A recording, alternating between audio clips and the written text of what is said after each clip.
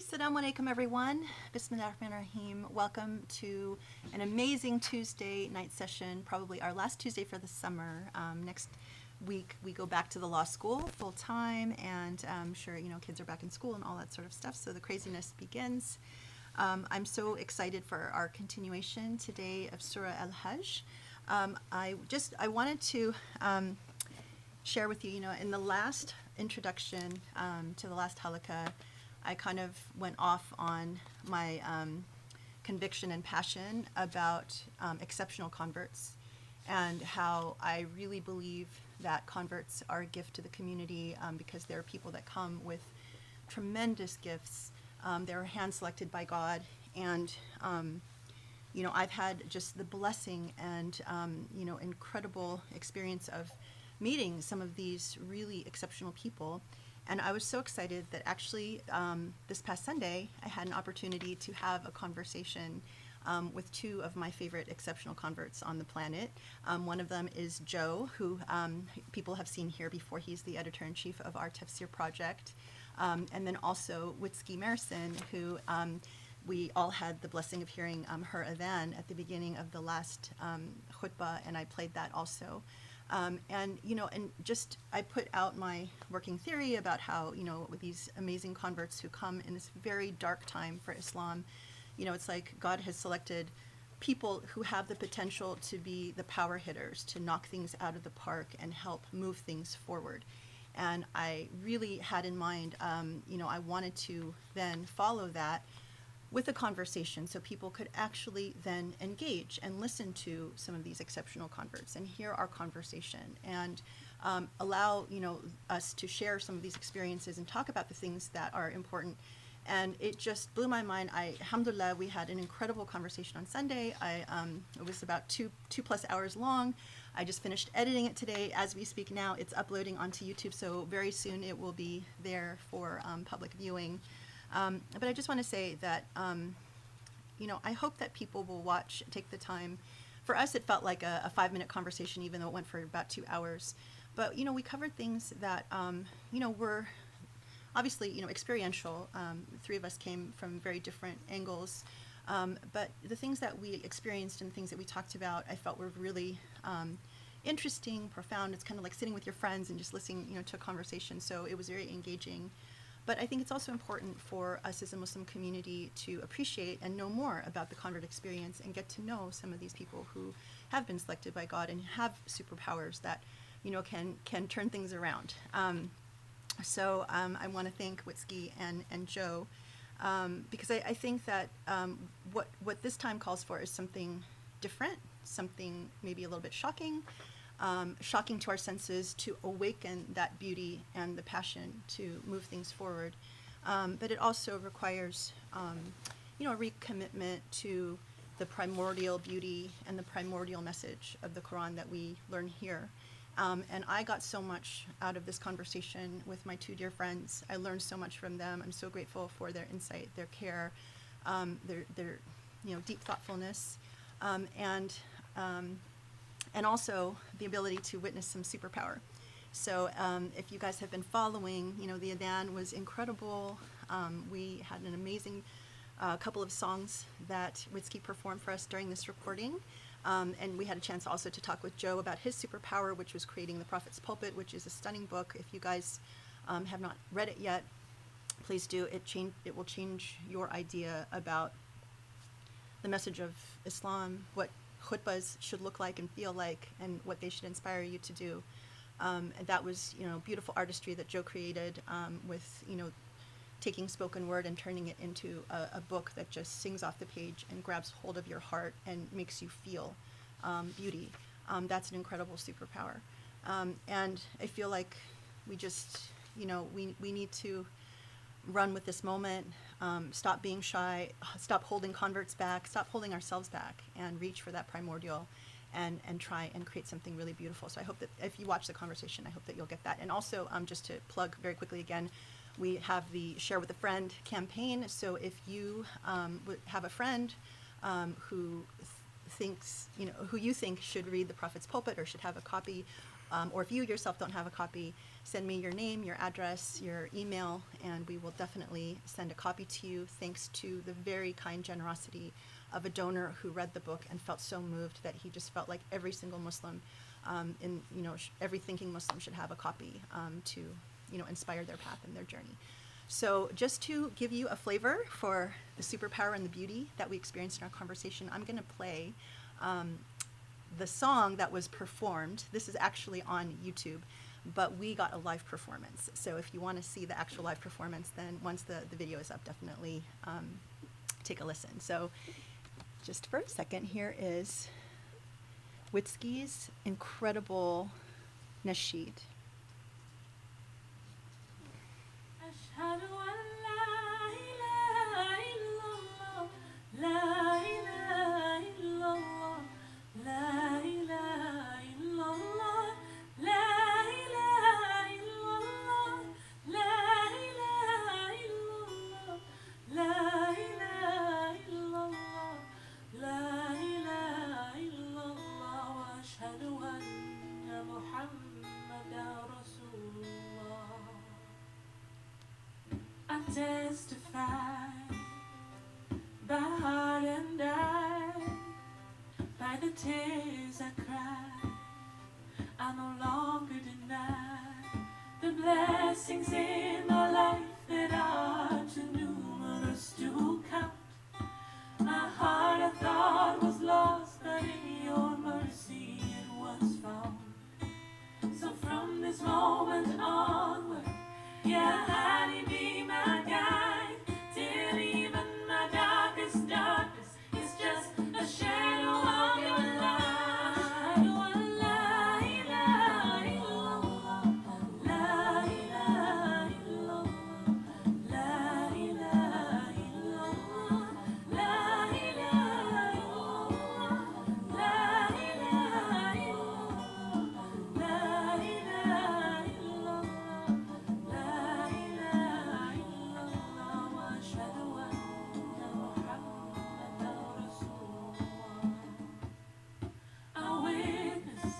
See you are beside me on my eyes. I witness truth has become apparent beyond lies. I witness the many different names have become one. I witness returning back to where we had begun. I witness, I see you are beside me on my eyes. I witness truth has become apparent beyond lies. I witness the many different names have become one. I witness returning back to where we had begun. La ilaha illallah, la ilaha illallah, la ilaha illallah, la ilaha illallah, la ilaha illallah, la ilaha illallah, la ilaha illallah, wa ashhadu anna Muhammadan Rasulullah.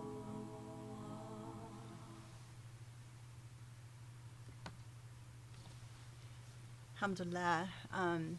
When we heard this live with Witzke and a guitar and just her divine voice, it just took us to another place, like a primordial place. And that is the power that we talked about in this conversation, is a lot of times converts come with this connection. And I think that's really what can move all of us to, forget about all of these sort of ridiculous, petty, labels and arguments about details and technicalities, but to really just connect into that primordial divine beauty that all of us recognize in our hearts, and that can inspire us and move us to something better. And I think that that's the piece that super-powered, exceptional converts can bring to the table. So I hope you guys will take the time to watch the video when it's up. Thank you again to Joe. Thank you to Witzke for a really memorable, conversation, and hopefully the first of many more to come, inshallah.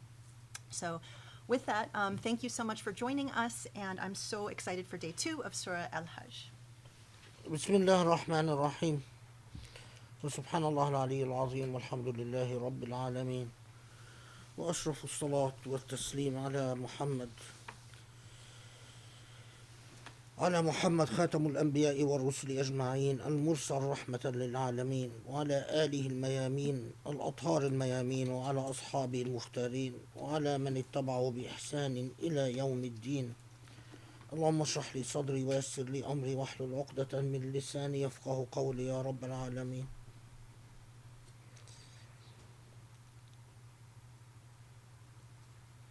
Okay, I think we stopped at 30.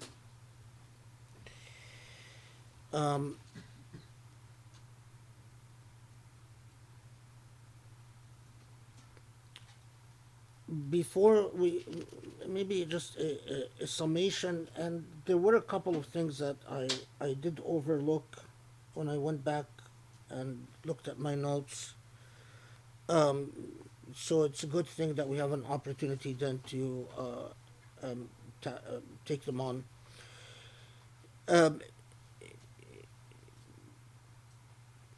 So, as we said, Surah Al-Hajj is one of these constitutional surah. It is a foundational surah, and it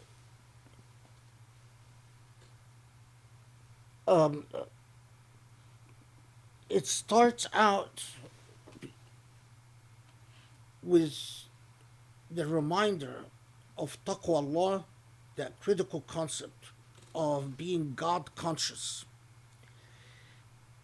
and takes us to a critical reflection on a paradigm. There are people who worship God at an edge, and those people are easily swayed. They are swayed by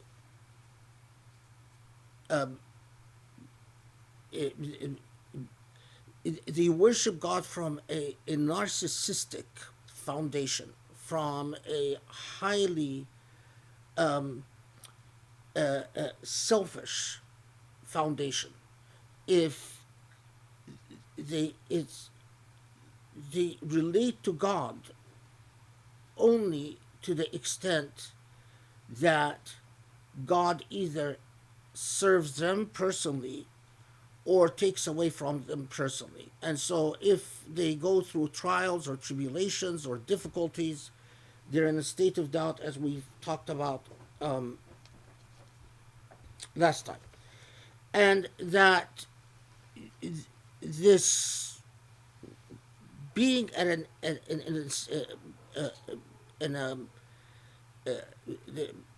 this state of being ala harf, on an edge, makes one susceptible to being swayed by the demonic in life, as Surah Al-Hajj itself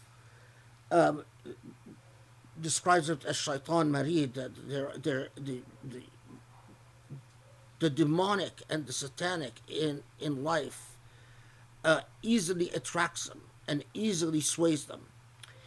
And the critical issue that we've talked about, and that is the issue of jidal, the ability, the miraculous ability of human beings to dispute and to construct counter narratives,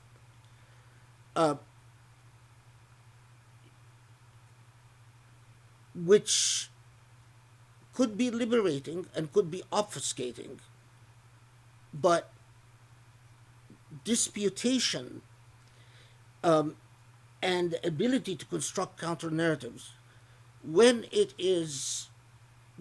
ignores, as we will see, the message of Surah Al-Hajj itself, ends up taking us to that paradigm of the satanic influence. Instead of being God conscious, always on an ethical path, losing sight of that ethical path, and so on. Okay, and then we also talked about, which in verse 5 of Surah Al-Hajj, this critical idea about your life as the arc of life itself, life as a journey. And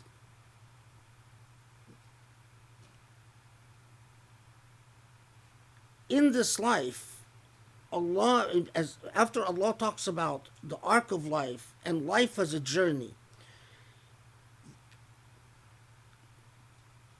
the house, al-Bayt al-Atiq, this, you translate it as the ancient house or the primordial house, the house of God, as a sacred space.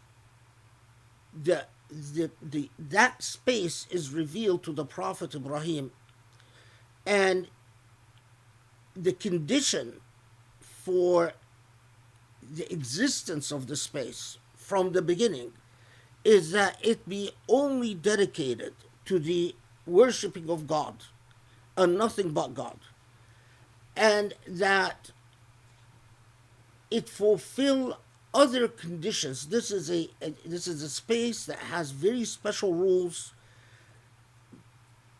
after being constructed or after being discovered, or Prophet Ibrahim being told about it, that human beings deviated from the path. And the charge to the Prophet Muhammad والسلام, and to these Muslims is to restore that space to its proper function, its proper role.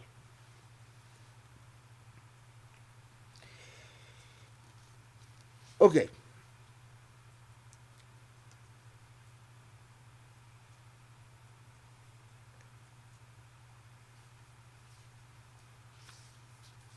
There is a, I forgot to tell you about this.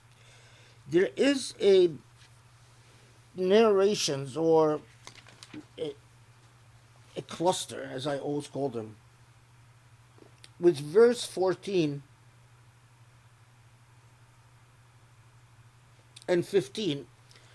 This is where Allah subhanahu wa ta'ala says that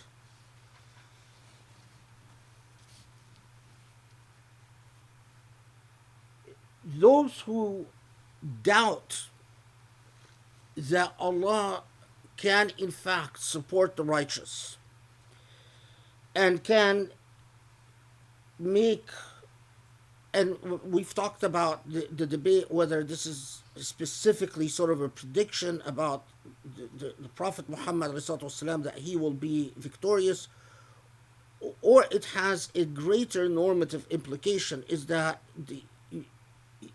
you must believe in God's ability to stand by the righteous and give aid to the righteous. And then the challenge, this sort of existential challenge, where Allah says that, if you go ahead, try to see how far you can get in this universe. Whatever you do, you will remain within the parameters that God defined. There are these reports that say,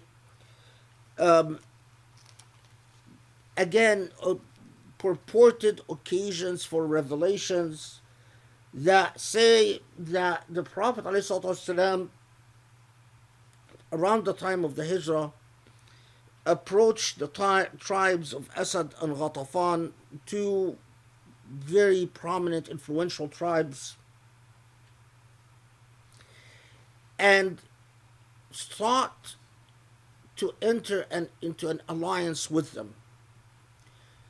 and that Asad al Ghatafan refused to enter into an alliance with the Prophet at the time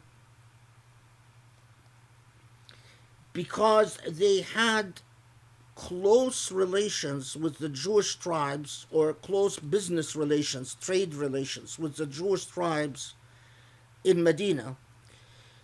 And they told the Prophet that we fear that if ultimately you're not victorious, that we will sustain the wrath of the Jewish tribes. In other words, it will cost us business relations or trade relations, and that ultimately, and that that narrative is cited as an occasion for revelation for verses 14 and 15. It's not surprising that I forgot about it, because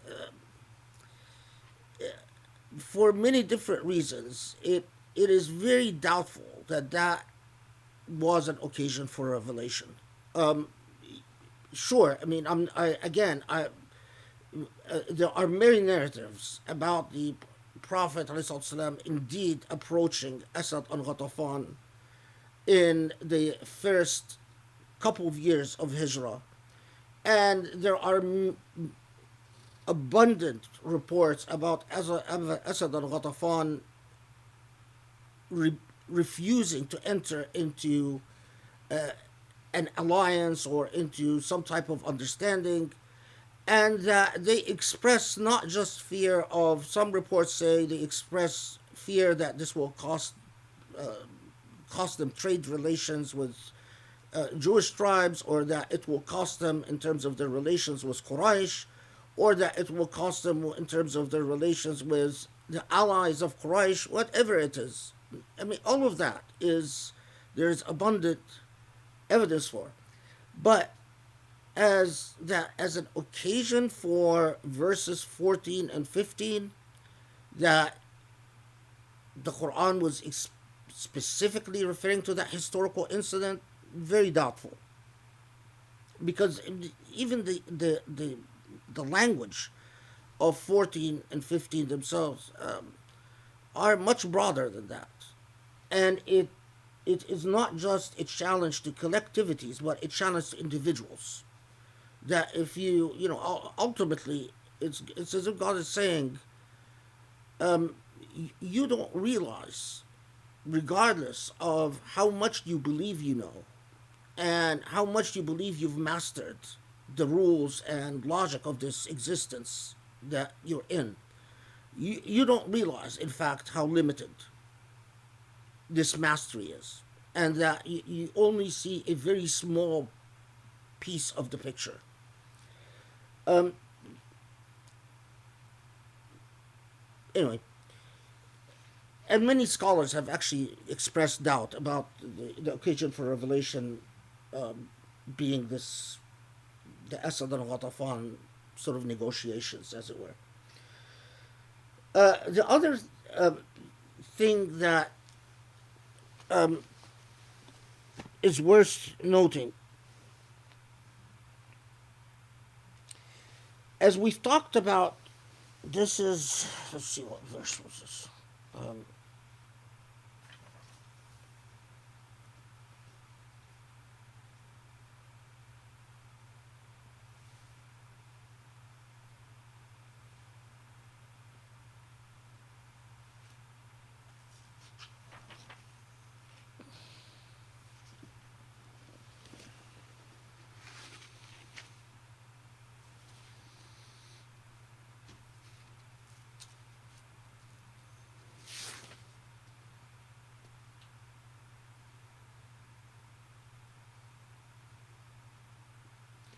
Okay, so this is verse 25. When, again, just a quick review. After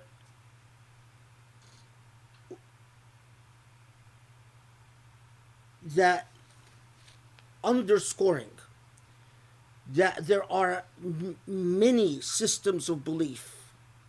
This is in verse 17. And ultimately, God is going to resolve the differences and the disagreements between systems of beliefs in the hereafter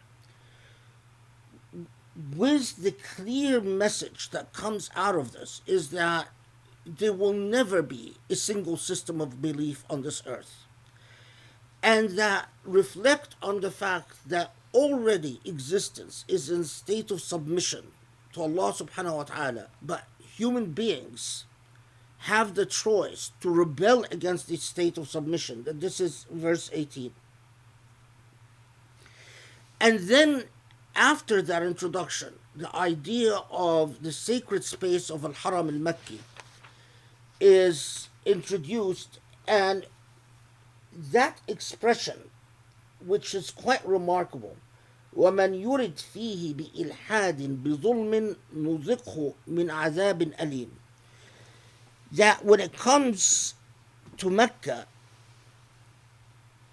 the expression of whoever, well, let's see, whoever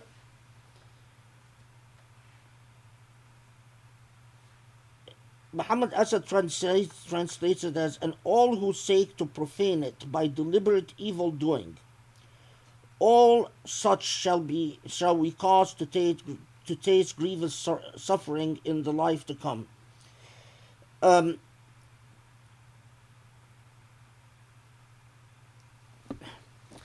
Ilhad and zulm is not just profane it by deliberate evil doing. The grammatical construction imparts the idea,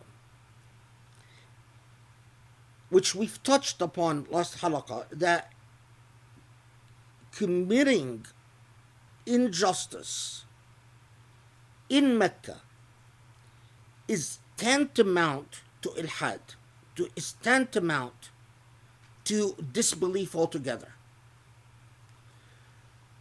So, disbelief committed in Mecca is a great injustice. Disbelief committed in Mecca, this is specially consecrated space. It is not like any other space. So, disbelief committed in Mecca is injustice. It is as if God is saying, you want to not believe, go somewhere else. This space is reserved. But also, committing an injustice is tantamount to disbelief if committed in the space. And this is why we have all these ahadith that say that even if you hoard products or you try to engage in some type of monopoly of trade in Mecca, that's equal to disbelief. Or that if you cheat in commercial transactions in Mecca, that's equal to disbelief. The list is long, and in the Islamic, it's more Islamic ethics than Islamic law. Although, jurists like Shafi'i and Abu Hanifa and so on, or Hanafi jurists generally, had long discussions about how the state must treat crimes or the commission of any type of injustice in Mecca as a most grave infraction, and that the state has to have special laws to maintain or protect the moral order in Mecca. But this is a broader topic.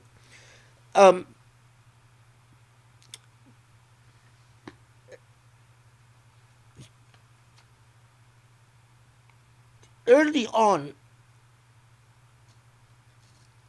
people like Amr ibn Aus and this was a strong orientation, especially in the first couple of centuries in Islam, reflected in statements of, or at least attributed to the statements of many Sahaba, especially people like Umar ibn al-Khattab, Imam Ali, an abundance of reports, in early individuals like Amr ibn Aus, that this explicitly means that the state, that commission of injustice or oppression in Mecca is absolute sacrilege. Some even claimed that the reason that the capital, after Al-Khulafa al-Rashidun, the rightly guided Khulafa, the first four, at least in the Sunni tradition, that the reason that the capital was never restored to Mecca, and rather moved instead to Damascus and then Baghdad, is because the state was aware that Mecca is beyond politics, or at least that it would cause a great deal of offense to Muslims to commit the type of political maneuverings and nonsense that goes on normally in empires, and that Mecca had to be maintained as a sanctuary with rules that always accepted it from the vagaries of politics and so on. There is a report, just for the sake of being complete and exhaustive, that a man called Abdullah ibn Anis, who was a Meccan and immigrated from Mecca to Medina, that Abdullah ibn Anis started having an argument with a native Medinian, was an Ansari, and that during the course of this argument, they started. It was an argument about tribal argument. They were arguing about which tribe is superior. You know, like the typical Arab arguments, tafakhur bil ansab and so on. And the Abdullah ibn Anis ended up murdering the Ansari, killed him, and then he apostated and escaped from Medina after apostating from Islam and returned to Mecca. And then you have these traditions that say that the occasion for this ayah, من يريد به الحد بظلم, that particular expression, was referring to the incident of Abdullah ibn Anis. Again, I mean, it very doubtful. Did the incident with Abdullah ibn Anis happen? Probably.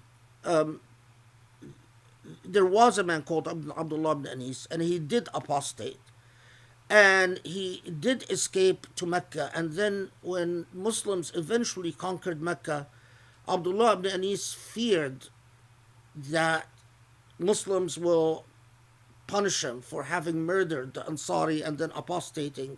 And the Abdullah ibn Anis goes on the run again after Muslims conquer Mecca. And then we have conflicting reports about the fate of Abdullah ibn Anis, whether he returned to Islam or whether he perished in the desert, or whether, there are conflicting reports about what becomes of him.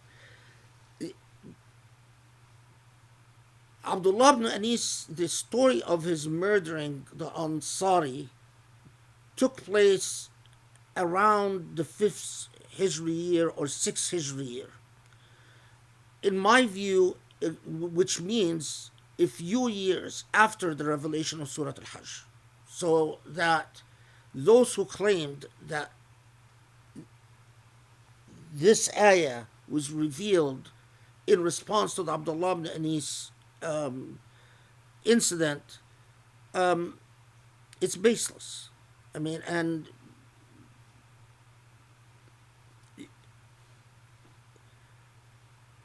it's extremely weak.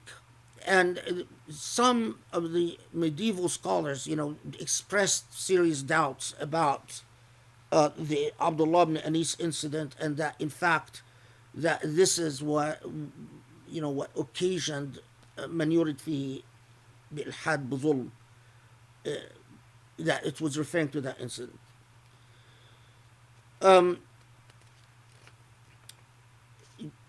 Most scholars for the great balance of Islamic history understood the discourse of Surah Al-Hajj about Mecca as transcending any particular occasion or any particular incident. And this is amply illustrated with the Prophet ﷺ saying that only in Mecca, even if you plan to commit an injustice, but not carrying out, even if you don't ultimately carry out the injustice that you plan to commit, only in Mecca do you in fact become liable for the plan, even if not executed, which means that Mecca as sacred space has very special rules. The reason I'm underscoring this so heavily is that if I was teaching this a couple of centuries ago, this would be common knowledge to everyone. Everyone would basically say, okay, move on. We know that Mecca has special rules, that there are special regulations, that the moral status of Mecca is very particular. But what is mind-boggling is that in the 20th century in particular, with the dawn of colonialism and the rise of the Wahhabi movement, but particularly in the 20th century, the escalation in the loss of memory about the special status of Mecca is unprecedented in Islamic history. So if you even look at Majallat al-Azhar or Majalla like Mimbar al-Islam, or Majallat al-Thaqafa, which used to be published in Cairo in the late 19th century, early 20th century, and you find the articles written about Mecca, you find that still these articles were keenly aware about the special status of what sacredness meant in Mecca. By the time we get to the 50s and 60s, with the massive plans to expand the Haram al-Makki and to make it more commercially lucrative, and the destruction of so many historical sites, what went along with this is the de-emphasis of the untouchability and immutability of Mecca as sacred space. Massive shifts, and it's still scholarship of Muslims in the modern age about something so critical is deeply deficient and wanting. Okay.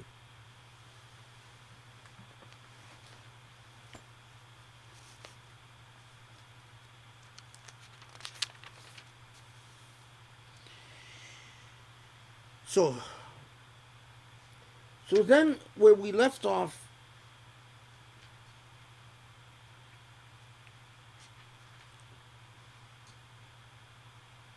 is تعظيم حرمات الله and تعظيم الشيء is not just being, not just observing halal or haram, but تعظيم الشيء is a deep sense of reverence that one develops towards something. So when we get to verse 30, ذلك ومن يعظم حرمات الله فهو خير له عند ربه. So تعظيم حرمات الله, understanding that in this life journey, we human beings choose to develop a sense of reverence or lack of reverence towards all types of things. You know, we develop a sense of reverence towards certain institutions that we consider prestigious. We develop a sense of reverence towards maybe some labels that we consider, you know, a sign of power and elite status. We develop a sense of reverence perhaps towards what nation we come from or what country we come from. That is an ongoing psychological process that we engage in all the time. And it is not happenstance or coincidence. So Allah subhanahu wa ta'ala comes and says, understanding what are the hurumat, what are the sacred boundaries of the divine, and developing that sense of reverence, that deep sense of respect and sense of awe that you are not dealing with what you would have discretion over. But that is why in Islamic law, when we come to the issue of hurumat, we always say that the sort of a legal presumption is wajib al-ihtiyat, the obligation of precaution. The idea of the obligation of precaution, although express it in law as a procedural rule or as an interpretive rule, but it is meaningless if it doesn't reflect a sense of reverence. That you in fact are saying,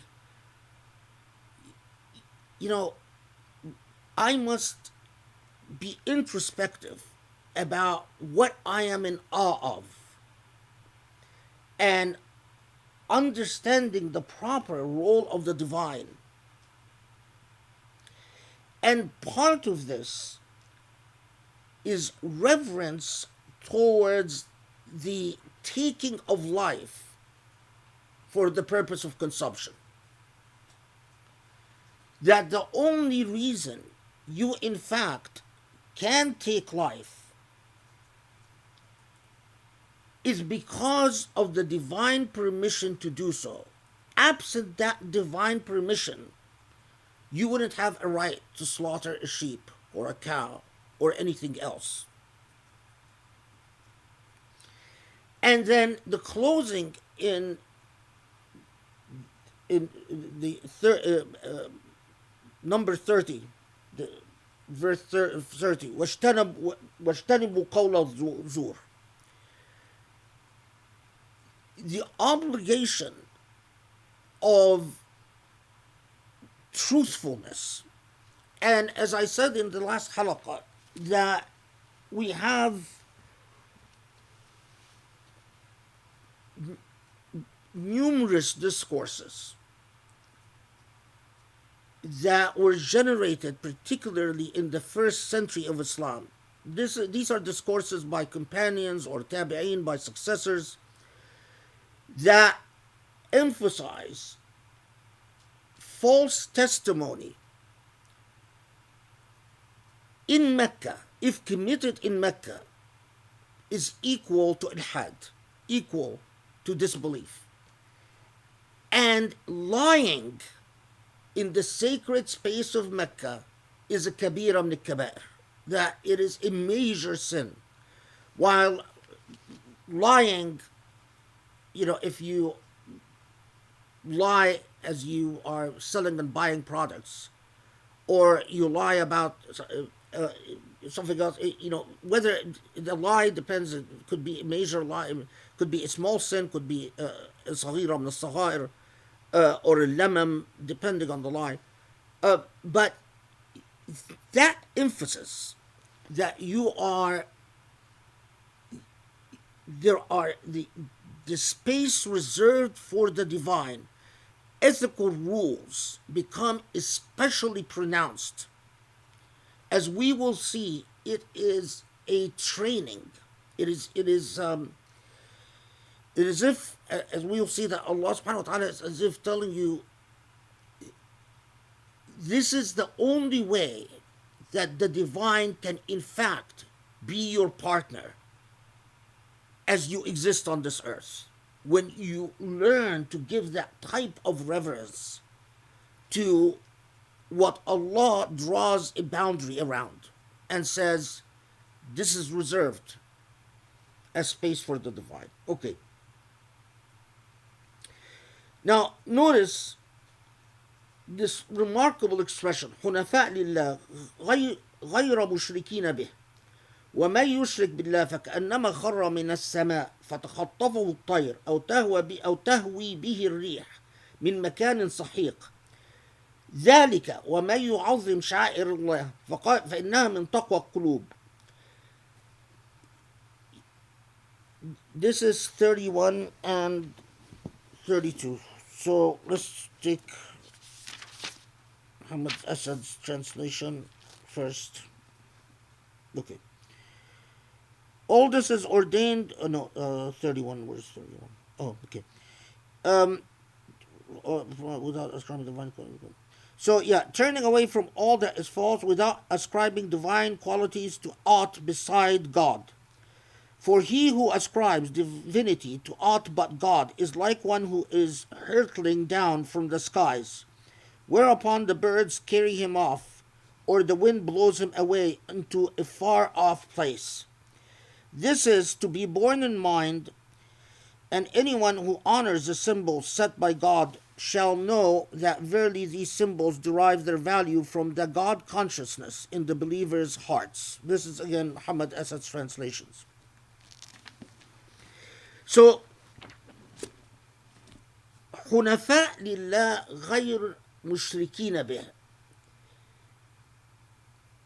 حنفاء لله, it is as if in this context saying truly dedicated to God, truly with your gaze fixed upon the divine, not distracted. غير مشركين به. The expression is all forms of associating partners with God. Now here, of course, is not just shirk, meaning worshipping idols, but when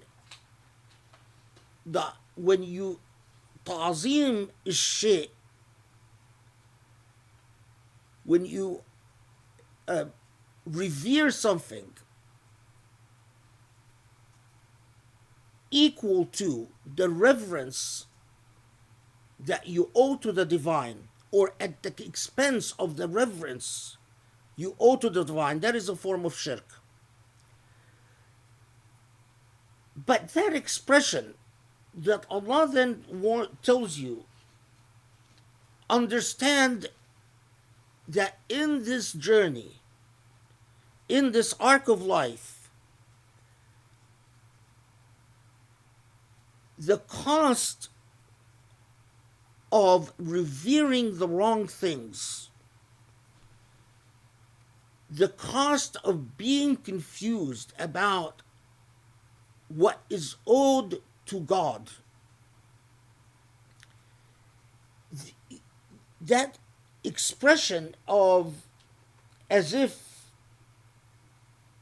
you are literally abducted by a flying thing, or the wind blows you into a deep valley, and an expression of utter loss. It is as if God is saying, get this right, because otherwise you will be as if you will fall through a bottomless hole. Your sense of purpose and compass, your sense of being anchored in a truth will be utterly gone. And then you are utterly, morally and ethically and spiritually lost. And again, now, وَمَنْ يُعَظِّمْ شَعَائِرِ اللَّهِ, that the key here is that it's not just simple obedience, because you could obey something without revering it. And you could, in fact, not obey something to the letter, but still revere it. But that sense of ta'zim للحرمات وللشعائر, that sense of understanding the proper moral status of what Allah demands of you. Now, here particularly, first we get يعظم حرمات الله, that you revere what the sacred space. Second, this is in 32, يعظم شعائر الله. Now, sha'ira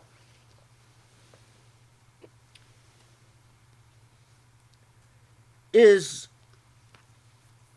the expression sha'ira itself comes from, ultimately was derived from the word shi'ar. Shi'ar is the banner of a thing, is the sign of something.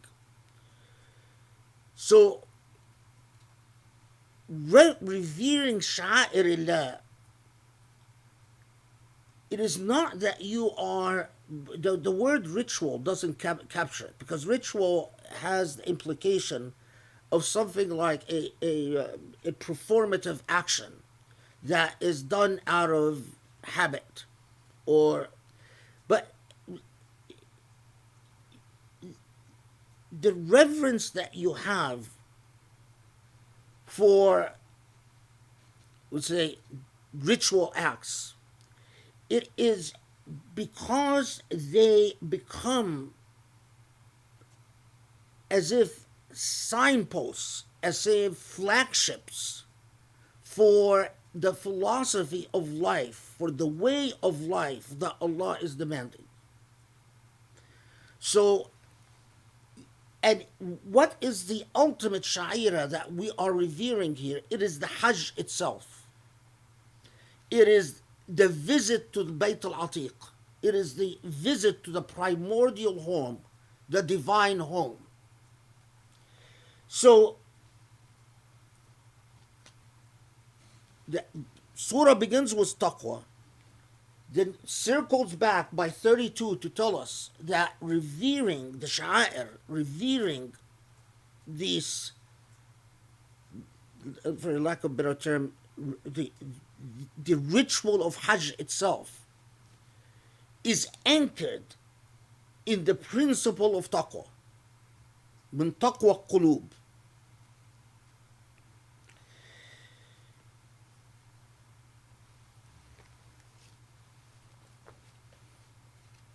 And 33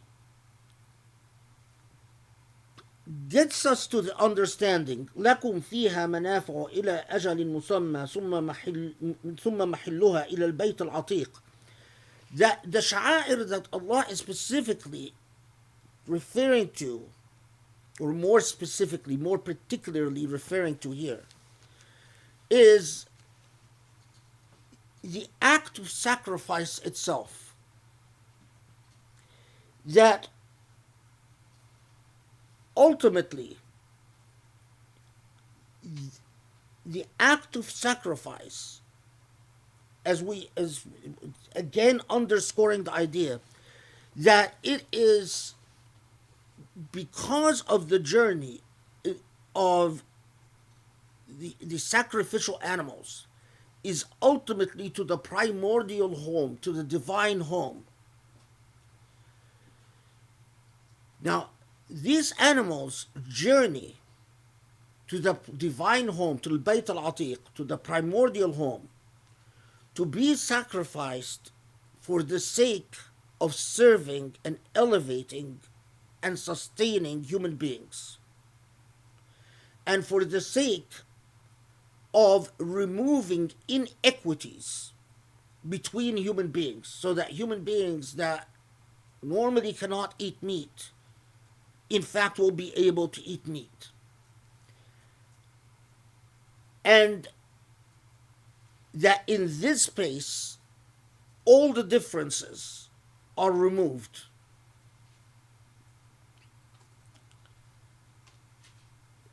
Ibn Arabi is the only one that I found that drew that same parallel, who said the arc of the animal's life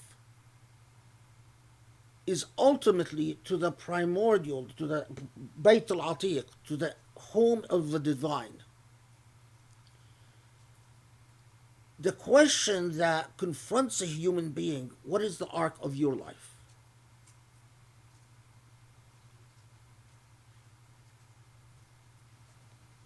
These animals, and this is assuming that and I've talked about this last halaqah, assuming that in fact you will sacrifice an animal, but that these animals are sacrificed to serve a purpose.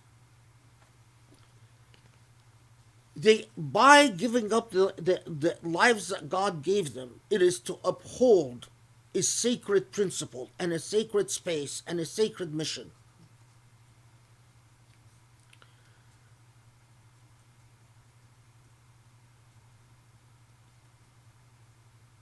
What purpose, what sacrifice have you offered and have you served? Okay. Then we get this most remarkable, which ولكل أمة جعلنا منسكا ليذكروا اسم الله على ما رزقهم من بهيمة الأنعام فإلهكم إله واحد فله أسلموا وبشر المخبتين الذين إذا ذكر الله وجلت قلوبهم والصابرين على ما أصابهم والمقيم الصلاة ومما رزقناهم ينفقون. So 34 and 35, these are types of ayat that you can pause at and reflect for eternity. It's mind-boggling that some Muslim authorities refer to the ridiculous concept of abrogation and said, abrogated verses, it's nonsense. I'm even, it's speculative, not based on anything other than lack of understanding.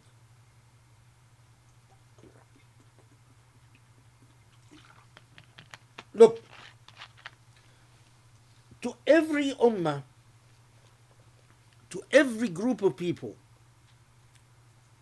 جعلنا منسكا, we've created a mansak. What is a mansak? In linguistically,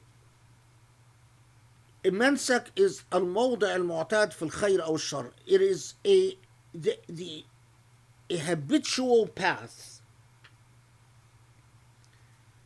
a regularly followed path.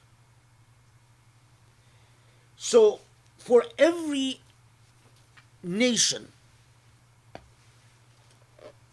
we've created, Allah inspired them. Created here means Allah inspired, either through a messenger or through human inspiration. A path, a method. For indeed the remembrance of the divine. And explicitly, for the remembrance of the divine, so that the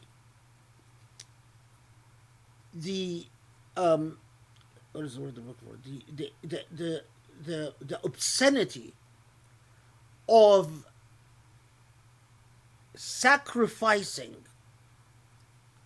life, and here we're talking about animal life,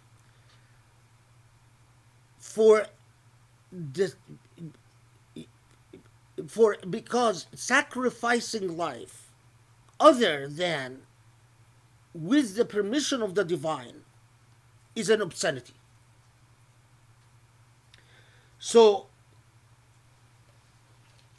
and then Allah comes and says, think about the critical issue that your God and the God of so many of these manasik is the same God. وَبَشِّرِ الْمُخْبِتِينَ. We're going to pause at the mukhbitin for a second. Okay. Now, the reason that some scholars said, oh, this was abrogated, because they had an enormous problem with it. Allah seems to be saying that this was preceded with, there are Zoroastrians, there are Magians, there are Christians, there are Jews. Allah will resolve the differences. That Allah is, as Allah does in not just in Surah Al-Hajj, but in many other places that we've talked about, that Allah is coming to say, understand that there are practices of honoring the divine. The issue is to actually understand whether these practices is ultimately worshipping the same God. And the critical issue is submission and ikhbat. And we'll talk about what ikhbat means. So a lot of theologians said, well, how could it be that any mansak, other than the mansak al-Islami, other than the Islamic rituals, could be valid? While a minority, like Ibn Arabi, or most of them were Sufis, obviously, but anyway, who said there is no reason to resort to the concept of abrogation, because Allah is saying the issue, it is not your business. The issue is to look at the moral quality of the act. And the moral quality is defined by real submission to Allah subhanahu wa ta'ala. And ikhbat means, or al-mukhbitin, al-ikhbat huwa al-tawadu' wal-khushu', true humility. The heart of al-mukhbat is a person who is truly humbled. So is the what exists in their heart is a reverence to the divine because of their utter and authentic sense of humility. Now, of course, it is for historically for any system of belief to come, especially in that age, the time that the Quran is revealed, and to even entertain the possibility that a prophet is coming and saying, well, understand that it is not just simply about your team versus all other teams, but that it is the ethical quality of the system of belief, whether there is true submission and true humility before the divine, was clearly ahead of its time. And that's why some had to resort to the concept of abrogation to try to resolve this matter by saying, well, these verses were no longer. But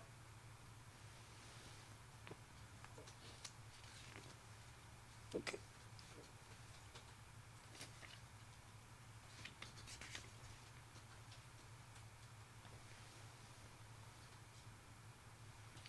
اوكي والبدن جعلناها لكم من شعائر الله لكم فيها خير فاذكروا اسم الله عليها صواف فإذا وجبت جنوبها فكلوا منها واطعموا القانع والمعتر كذلك سخرناها لكم لعلكم تشكرون لن ينال الله لحومها ولا دماؤها ولكن يناله التقوى منكم كذلك سخرها لكم لتكبروا الله على ما هداكم وبشر المحسنين.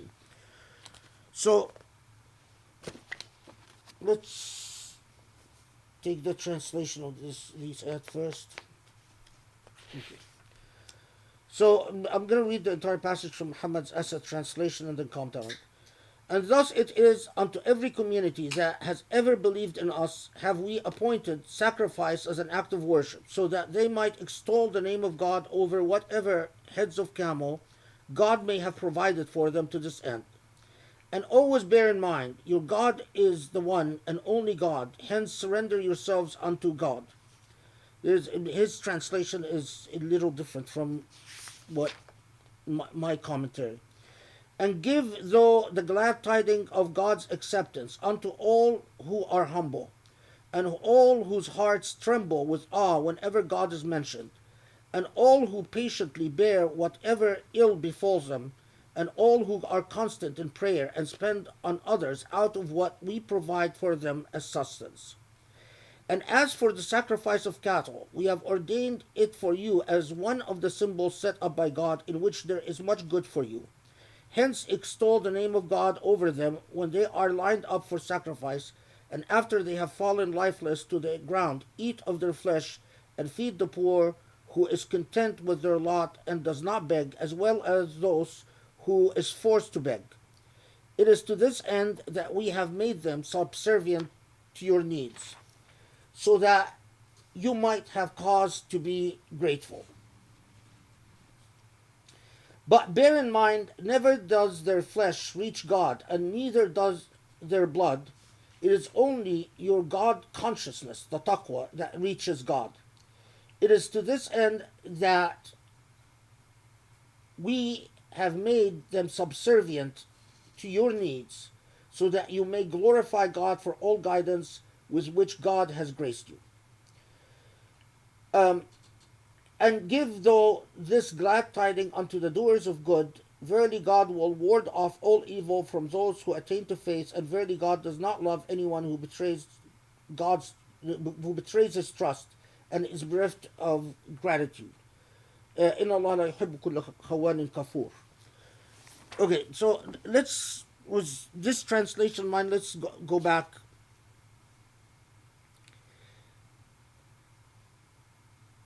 So because I skipped verse 35. Okay, so those who submit to God and al-mukhbitin, as I said, who are humble and God consciousness is deeply embedded out of a deep sense of humility in their heart. الذين إذا ذكر الله وجلت قلوبهم, whose hearts tremble in reverence at the remembrance of Allah. والصابرين على ما أصابهم, and who withstand hardship.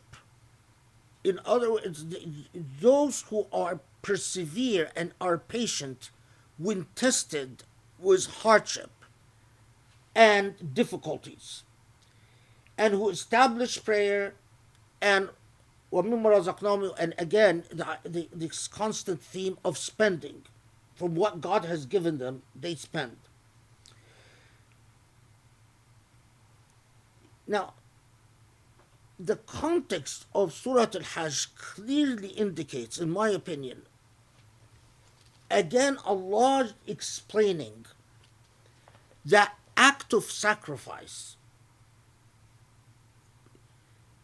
Don't believe you are entitled to the sacrifice or that it is the natural thing to sacrifice.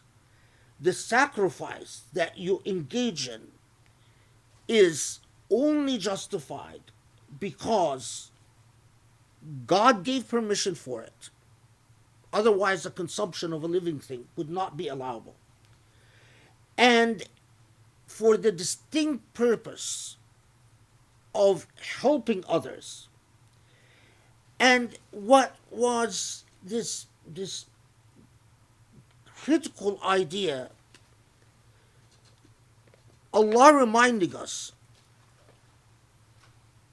this is the actual slaughter of meat and consumption of meat. This is for your own good. The part of it that accrues to the divine is the taqwa. Again, going back to the idea of the taqwa.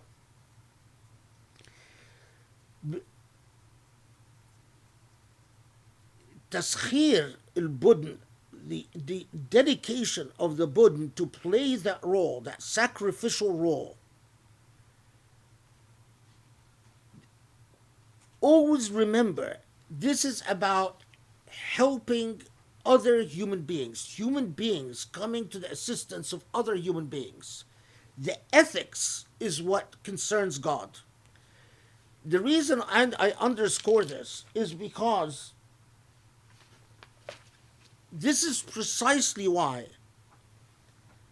those who pretend that it has to be the sacrifice of an animal as the method of helping a fellow human being, I think they're missing the point. The very logic of Surah Al-Hajj, the very language of Surah Al-Hajj is Allah is saying, this is about helping one another.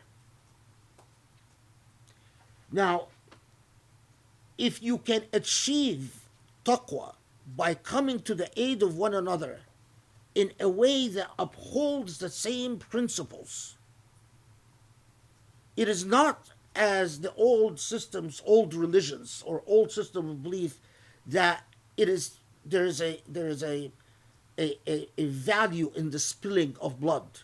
This was very common among religions. Even if you read the Old Testament, you'll find that reverence of the idea of the spilling of the blood of an animal as somehow something that purifies or wards off evil.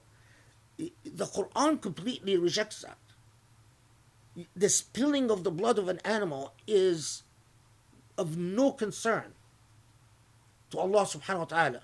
Now, of course, for the modern mind, we're oblivious to the importance of this idea. But historically, that was a very important concept. that it is not about the spilling of the blood of an animal. It is about who gets to consume the animal. Okay.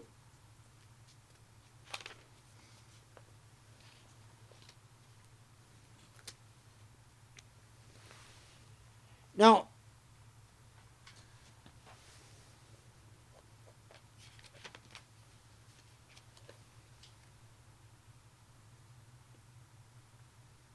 after this comes, for the first time for the Muslim community, the permission to fight. And the permission to fight is prefaced and conditioned أذن للذين يقاتلون بأنهم ظلموا, that they have suffered an injustice. And the injustice specifically, this is 39 and 40, is that they have been أخرجوا من ديارهم, they have been pushed out of their homes, they have been ejected out of their homes, they've been displaced, in other words. And they are displaced because of their commitment to God and their reverence for God.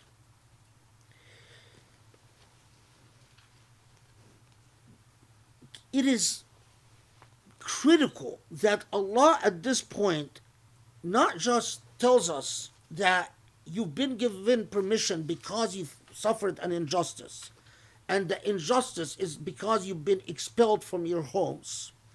And you've been expelled from your homes because you are exercising a moral right, an ethical right. You haven't been expelled from your homes because you're doing something immoral. But that Allah comes and it justifies the logic for war. This again, for religious texts placed in comparative perspective within their historical moment, blows your mind. That Allah comes at this point and it says, listen,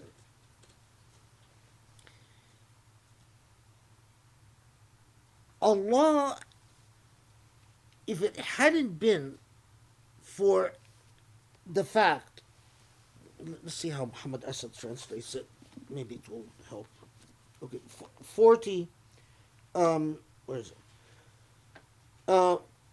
For God had not enabled people to defend themselves against one. For if God had not enabled people to defend themselves against one another, all monasteries and churches and synagogues and mosques, in all of which God's name is abundantly extolled, would surely have been destroyed. Slight difference. لولا دفع الله الناس بعضهم ببعض. If it hadn't been for the fact that God uses human beings to balance or to repel one another. So it's as if God is saying, war, the reality is that violence is used for human beings to hold one another in check. Now, what is mind-blowing is that at this point, when Muslims are beginning their state in Medina, is Allah says, if it hadn't been for the fact that God, there's a balance of power that goes on, the eradication, it is not just that mosques would be eradicated, but it is temples and churches and mosques, all places of worship And when you pause and you think, well, wait, why would all places of worship be eradicated? Well, because whoever becomes a dominant system, the dominant empire, would wipe out all competing places of worship, which was the norm back then.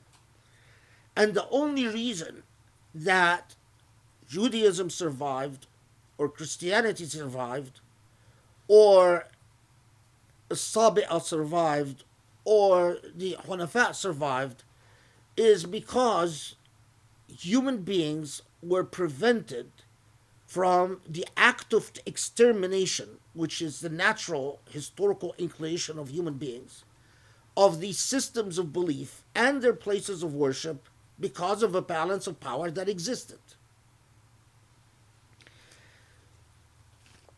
So, when Allah is giving Muslims the permission to fight, Allah, parallel with this permission, Allah is also restricting their ability to destroy places of worship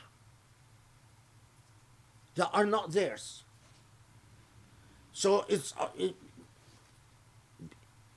again, these things that tell you that this book cannot be by a human being. That as I give you permission to fight, it is not a morally acceptable solution for you to eradicate everything but mosques. And in fact, fighting is not a natural good. It is a necessary evil. It is a necessary evil because otherwise human beings would become intoxicated with power and would eradicate difference. Now, remember, this comes after Allah has told us that different nations have different ways, different paths of honoring the divine.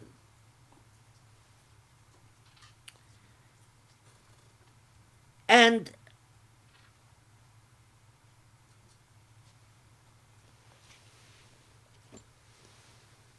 so pause here and think for a second. Before this, Muslims were persecuted but were not allowed to fight. And then Allah comes and says, your differences, fighting is not about resolving your different convictions and different systems of belief. This is not what fighting is about. Because in fact, Allah will resolve your disagreements in the hereafter. But on earth, that's not the purpose of war. Second, that different people have different manasik and different sha'ir. And that ultimately, Allah looks to the moral quality of submission and humility before the divine. An ethical consciousness. And you've been given permission to fight because you were expelled from your homes, because you suffered an injustice. But your charge is not to destroy all other places of worship or all other methods of worship and only sustain yours. Now,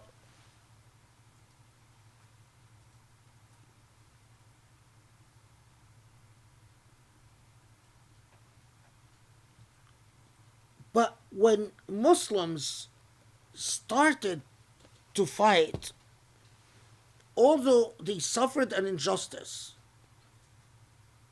and the dream of liberating the Kaaba was still quite far away,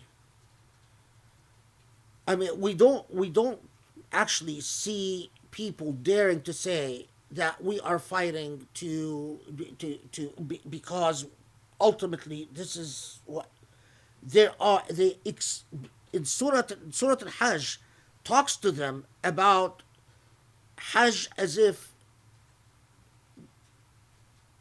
they're able to do it, but at this point they're in fact unable to perform it. Their ability to perform Hajj is more like a, a, a, a wishful thinking. They've been expelled, they've been persecuted, but this is the point that Allah comes and educates Muslims as to why even animal life is sacrificed, why they are given permission to defend themselves and take human life, and what are the limits under which they will operate as they you feel like it's a moral journey, not simply a permission to fight, but an entire moral transformation that Allah walks them through.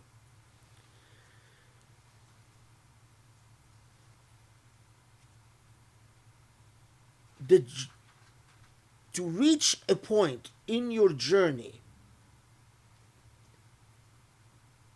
that you have permission to defend yourself, you must know what you are defending. And what you are defending must be morally worthy. Reflect upon Surah Al-Hajj. You'll see throughout, it's as if Allah is, from the very beginning, Allah is saying it is not just about, going to war.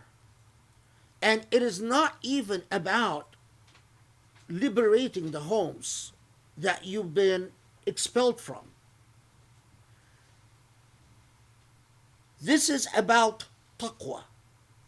This is about ta'zim sha'airillah. This is about ta'zim hurumatillah. This is about ikhbat. This is about Islam. Islam means in sense of submission. This is about all these things. This is about honoring the many different ways that Allah is revered and honored.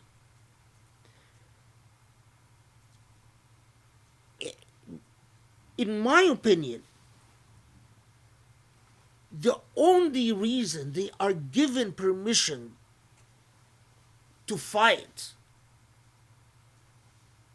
is because with the Prophet in their midst, والسلام, they are internalizing these ethical meanings. Often you find Muslims assuming that first they reach the decision to fight, and that it doesn't matter ultimately what they're fighting for. It's completely messed up. If you are fighting, but what you are fighting is not a just moral order, then you can't count on Allah's support. If you are fighting, but your ethics are not the ethics of taqwa and ikhbat, then you cannot count on Allah's support. Then the very act of fighting itself is more likely to result in far greater injustice than justice. The decision to resort to force is a very heavy moral consideration. It is to repel injustice while defending the ethical order that constitutes a just order. Now, this is precisely, then look at this. 41, it followed immediately with 41. الَّذِينَ إِن مَكَّنَّاهُمْ فِي الْأَرْضِ. Now, Allah, here, Surah Al-Hajj introduces a new concept, tamkeen, التمكين في الأرض. الَّذِينَ إِن مَكَّنَّاهُم. We've encountered actually the concept of tamkeen before, but in Surah Al-Hajj it is revisited with new vigor. إن مكناهم في الأرض أقاموا الصلاة وآتوا الزكاة وأمروا بالمعروف ونهوا عن المنكر ولله عاقبة الأمور. So the point tamkeen is, let's see how Muhammad Asad translates it.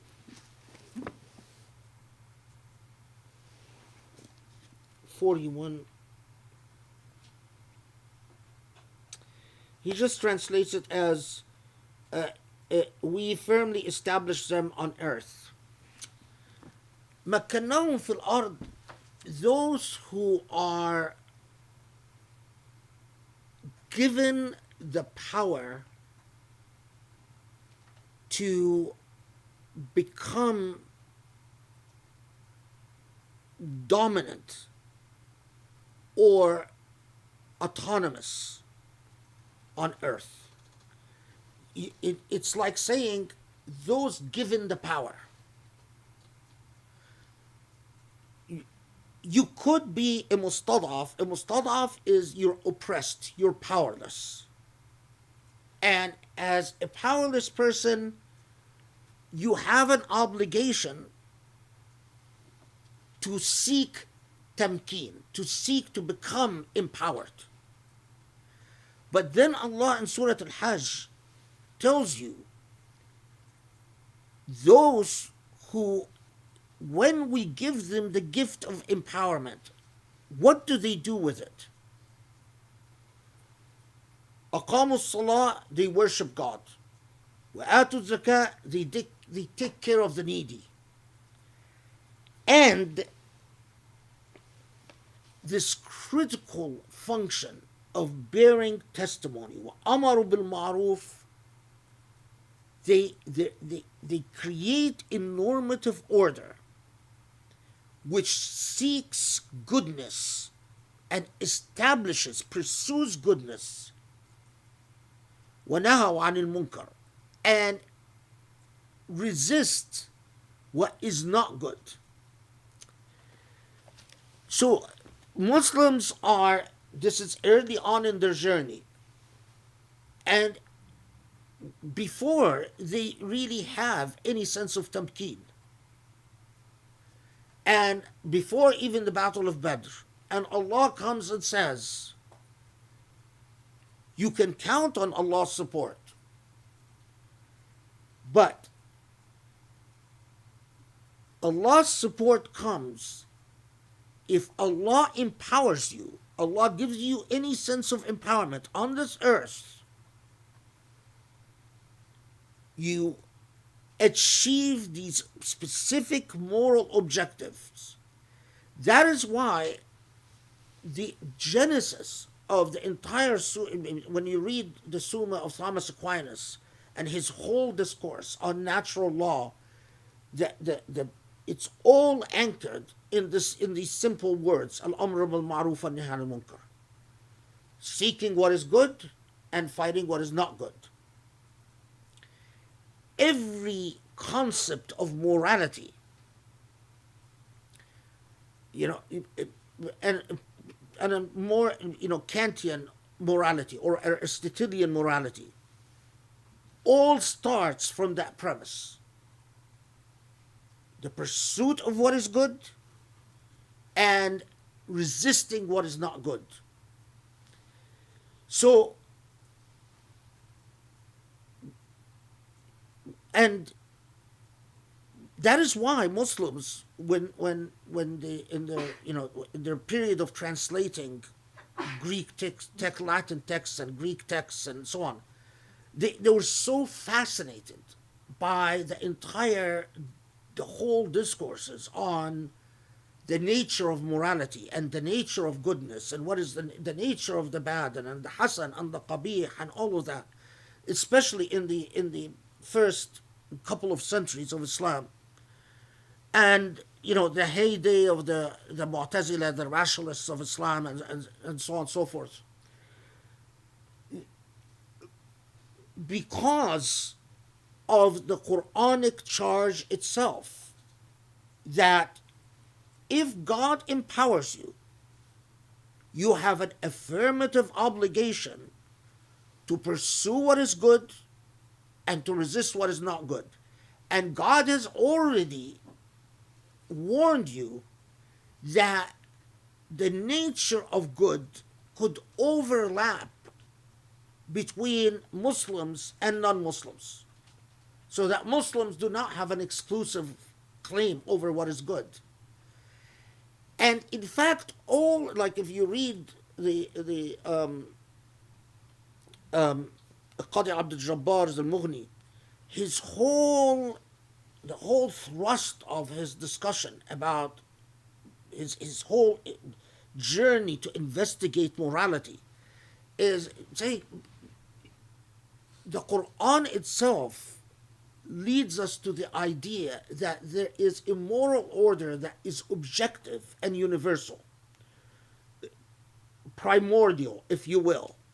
It's like al-Bayt al-Atiq itself. It is immorality. Actually, I forgot who uses this, and might have been a Kindi, or that morality is like the primordial home for human beings. It is, he doesn't call it the Bayt al-Atiq, he calls it Bayt something else.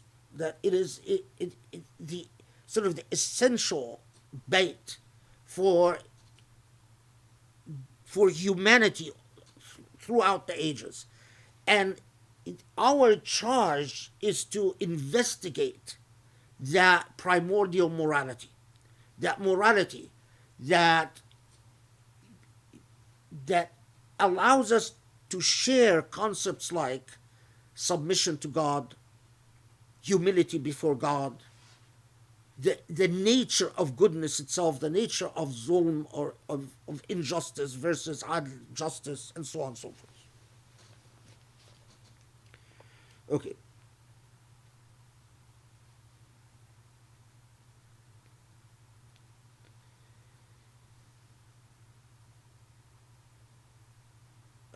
There is a shift in gear and a new paragraph after this that's quite profound. So let's take a 2-minute break before we enter the shifting gear and the new paragraph. Okay, Bismillah ar-Rahman ar-Rahim. I'm told we're okay now. Okay, so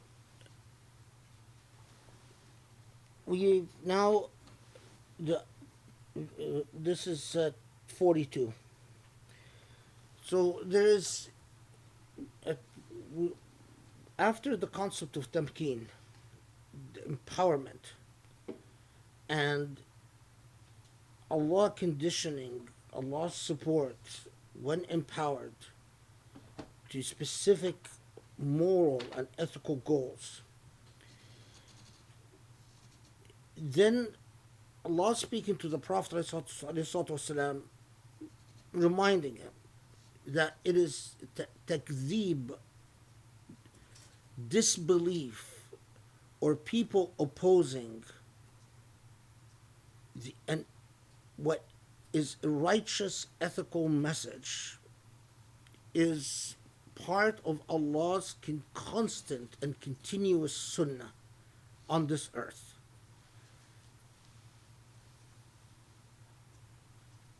That they disbelieve you as they disbelieve previous prophets. Although this is said to the Prophet ﷺ, the fact that it is a more normative message for those who seek al-amr bil ma'ruf and nahy anil munkar, that expect to be opposed, expect to be disbelieved. That becomes clear in 45. فكأي من قرية أهلكناها وهي ظالمة فهي خاوية على عروشها وبئر معطلة وقصر مشيد. That time and time again, Allah allows societies that become marred in injustice to crumble, for the injustice itself to eat away at the foundations of the society. There is a note in 45 with that expression. Let's see. Muhammad Asad translates it. And how many a township have we destroyed because it has been immersed in evil doing? And now they all lie deserted, with the roofs caved in, and how many a well lies abandoned, and how many a castle that once stood high.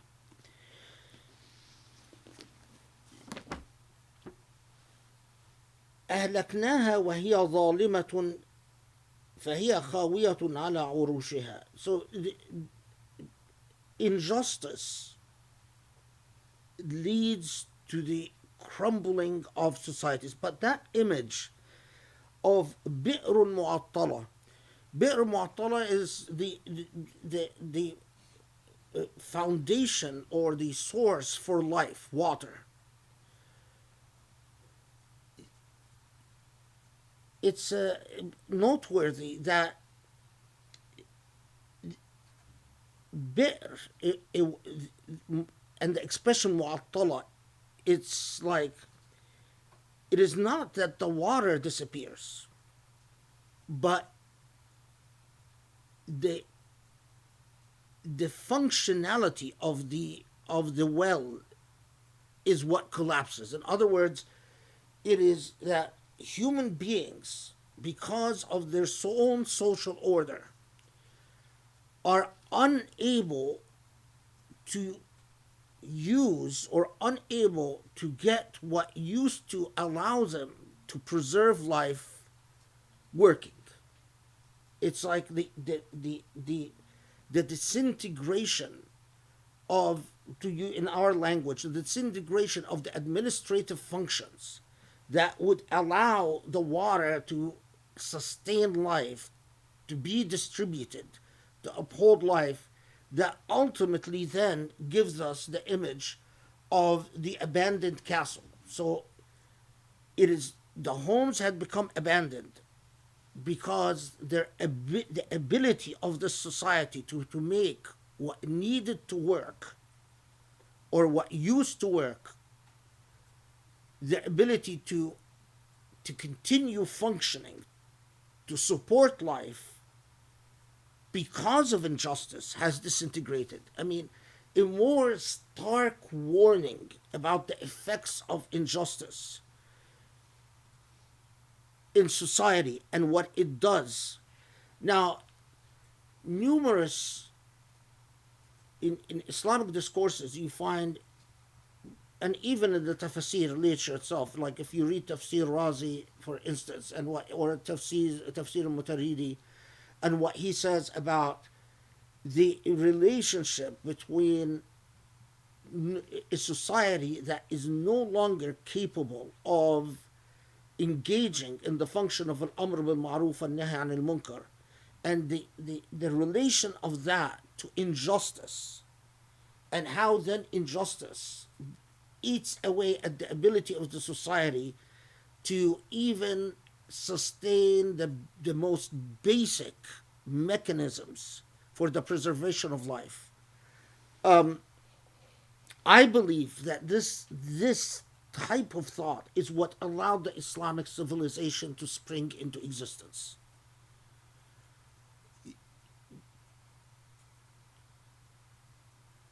This you don't find in the Islamic tradition, unfortunately, as much, but reflect upon what is necessary for, in any particular day and age, for people to engage in the function of truly al-amr bil ma'ruf wa nahy anil munkar. Because, as many scholars have in fact recognized, al-amr bil ma'ruf wa nahy anil munkar, it is not a matter of just appointing the right judges or the right muhtasib. It is true that in the medieval imagination, there was a tendency to think that al-amr bil ma'ruf and nahy anil munkar is in part appointing the right people, but mostly the existence or the sufficient number of pious individuals that uphold pious functions in society. That's a typical medieval way of thinking of social functions. It's like people used to imagine that the way that you win wars is for there to be brave knights.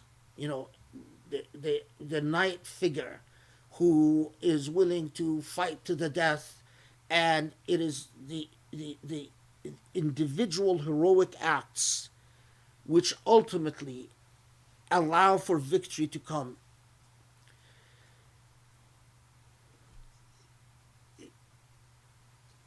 This medieval way of thinking is grossly now dated, because human beings have developed sufficiently to understand that it is not a matter of just heroic figures sustaining the functionality of al-amr bil ma'ruf and nahy anil munkar, but that you have to create an order, a system in which people are able to engage in the type of thought that recognizes what is ma'ruf and what is munkar, and to advocate for what is ma'ruf and advocate against what is munkar. That fundamentally what you are talking about speech. And that if people are not sufficiently educated, if people are not sufficiently motivated, if people exist under fear or under terror or are threatened, these functions become impossible. Okay, so that critical concept that dhulm leads to human beings creating unjust orders, orders that prevent human beings from engaging in the types of functions that promote and protect and preserve life.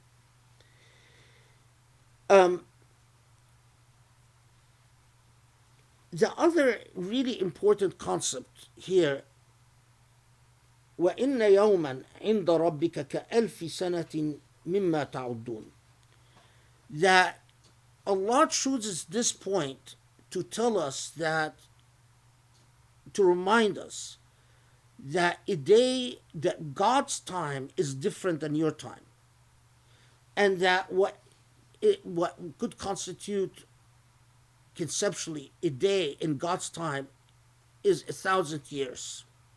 Now, this is something that a lot of commentators noticed,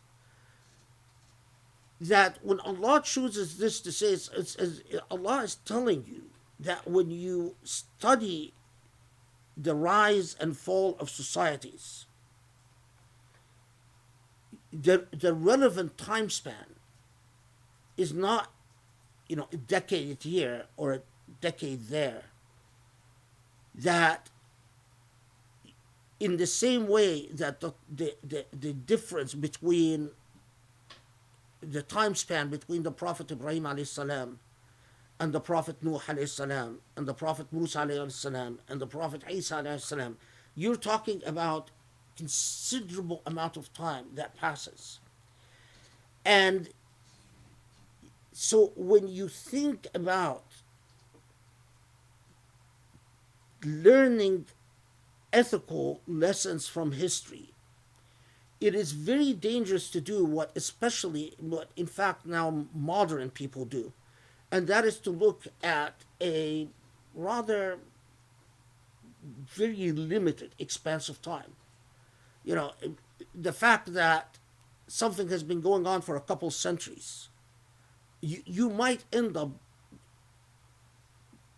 with a very wrong ethical message if you consider 2 centuries or 3 centuries in human life as dispositive in terms of the moral lessons that Allah is talking about in Surah Al-Hajj. Okay. Now,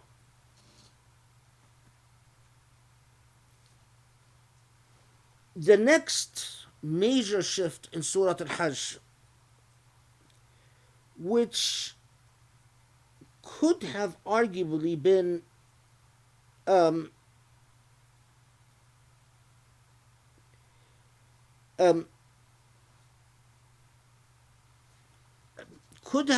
arguably been a minor point had it not been for the way things developed in Islamic history, is the ayat that had become known as alluding to the story of the Gharaniq, or قصة الغرانيق. وما أرسلنا من قبلك, this is 52.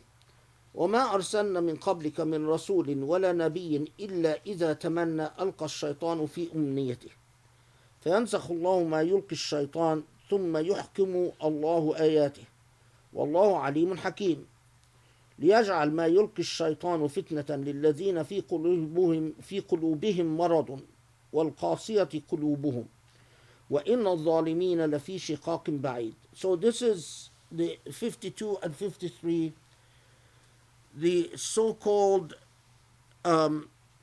what became known in the modern age as the satanic verses of Ayat al-Shaytaniyah.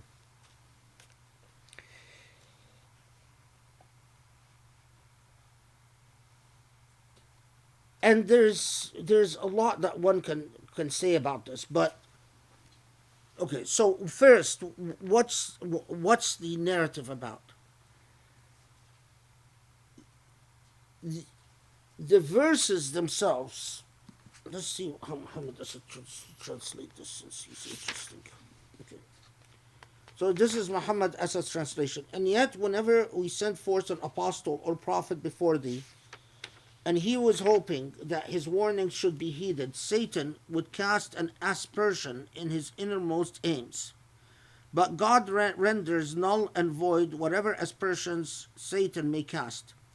And God makes God's message clear by themselves. For God is all knowing and wise. The critical point here is this expression, إلا إذا تمنى ألقى الشيطان في أمنيته. The language of the Quranic text is that at-tamanni is what the reason Muhammad Asad translates it as aspire, from what he aspires for, is that at-tamanni is what you are hoping for, what you are aspire for, what you're attracted to. And then the meaning becomes quite clear, is that Allah is telling the Prophet, many prophets before you were denied. And the truth of the matter is, people deny the ethical past, and they suffer the consequences of their denial. And that when you take the repeated lessons of history and humanity, is that the unethical past leads to destruction time and time again. But when it comes to the prophets, to the apostles, because of the amount of resistance that apostles confront, there is even a hadith, a riwayah that says that the opposition to the prophet was so hard that he would start fretting the revelation that he is going to receive, that it would result in further escalation and exasperation of the clashes between him and Quraysh. That every time the Quran would come and talk about a condemnation of shirk and condemnation of kufr and a further uncompromising position, that this resulted in anxiety, because the Prophet knew what's going to follow from that. And so then you take the literal, what the literal language is saying is that prophets would start entertaining thoughts or flirting with thoughts of something that would lead to less confrontational path between them and their people. Like exactly that riwayah, that the Prophet would start becoming anxious about, and that this sort of moments, if you will, of weakness, psychological weakness, would be from shaitan, and that Allah would strengthen Allah's apostles by aiding them and supporting them in these moments. That's what the language of umniya, a hope, an aspiration, a desire, not action, not words. But where did the problem come from? The problem came from a hadith that is known as Hadith al-Gharaniq. That according to these traditions, that the Prophet is in Mecca, and the Prophet is reciting the Quran, and that as he's reciting the Quran, shaitan comes and whispers what the Prophet believes is a revelation, where the Prophet mentions the deities worshipped in Quraysh and calls them al-Gharaniq al-Ula, and says that shafa'atuhum turtaja, meaning that these are the lofty beings whose intermission should properly be thought. So in other words, that these deities that Quraysh worshipped are their shafa'ah, their intermission with God, is something to be sought out. And thus, according to these hadiths, is that upon hearing this, that Muslims then did sujood, and with Muslims, Quraysh, who did not, the unbelievers of Quraysh, joined Muslims in sujood. And then afterwards, Gabriel comes to the Prophet ﷺ and said, what did you recite? And the Prophet responds, I recited what was revealed to me.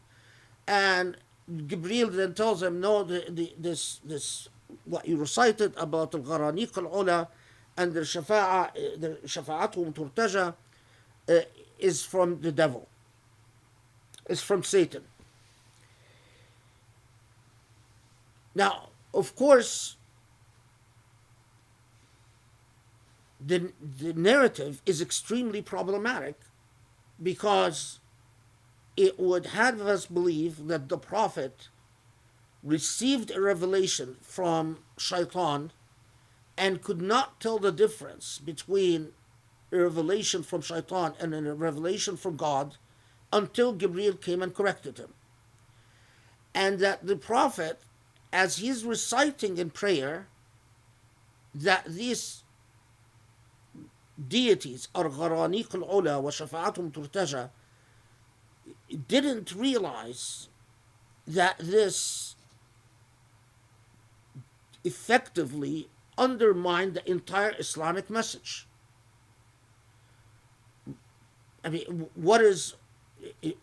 remember that by then we had the entire Meccan Quran revealed, including, simple verses, ayat like قُلْ هُوَ اللَّهُ أَحَدٌ اللَّهُ الصَّمَدُ لَمْ يَلِدْ وَلَمْ يُولَدْ وَلَمْ يَكُنْ لَهُ كُفُوًا أَحَدٌ.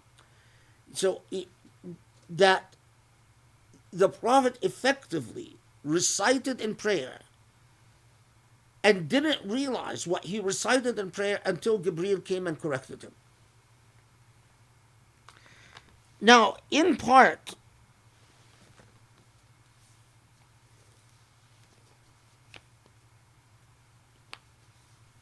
Muslim scholars throughout Islamic history rejected this riwayah for the rather very obvious reason that it contradicts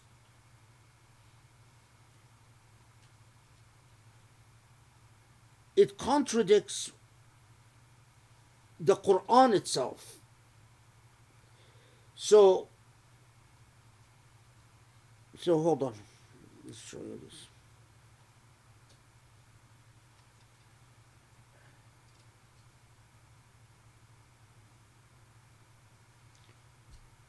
So for instance, by then we already have the Quran, we already have the Quranic revelation. For instance, وَلَوْ تَقَوَّلَ عَلَيْنَا بَعْضَ الْأَقَاوِيلِ لَأَخَذْنَا مِنْهُ بِالْيَمِينِ ثُمَّ لَقَطَعْنَا مِنْهُ الْوَتِينَ, or وَلَوْلَا أَنْ ثَبَّتْنَاكَ لَقَدْ كِدْتَ تَرْكَنْ إِلَيْهِمْ. So we have Quranic revelation in which Allah already affirms and says that it is impossible that the Prophet ﷺ would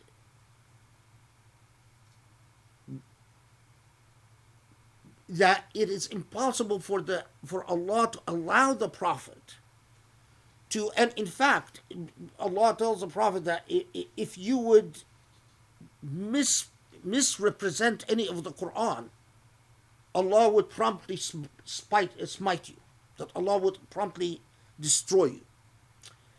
So it contradicts cumulative Quranic ayat that in which Allah repeatedly says that the possibility that of Allah allowing the Prophet to corrupt the revelation or to present a corrupted revelation is not there. But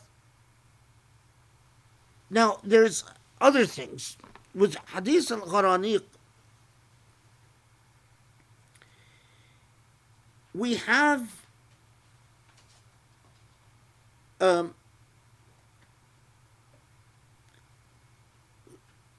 the main birth of Ahadith al-Gharaniq. It comes from, okay, just bear with me for a little bit. There is a figure called Abdullah ibn Hantab. Abdullah ibn Hantab, it is reported that Ibn Sa'd heard this hadith from Abdullah ibn Hantab.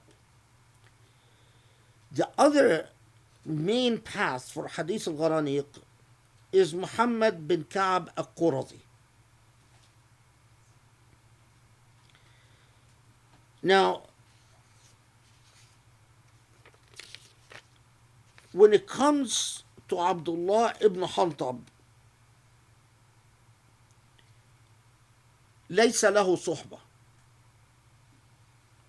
He, which we have Ibn Sa'd, or at least the report says, Ibn Sa'd heard it from Abdullah ibn Hantab, but Abdullah ibn Hantab, who claims to have heard it from the Prophet, was never a companion of the Prophet. So that's one. The second is from Muhammad bin Qab al-Qurazi. Muhammad bin Qab al-Qurazi was the son of a man known as Abu Qab. That's sufficient. Abu Qab. Abu Qab was from the tribe of Banu Qurayza, the Jewish tribe of Banu Qurayza.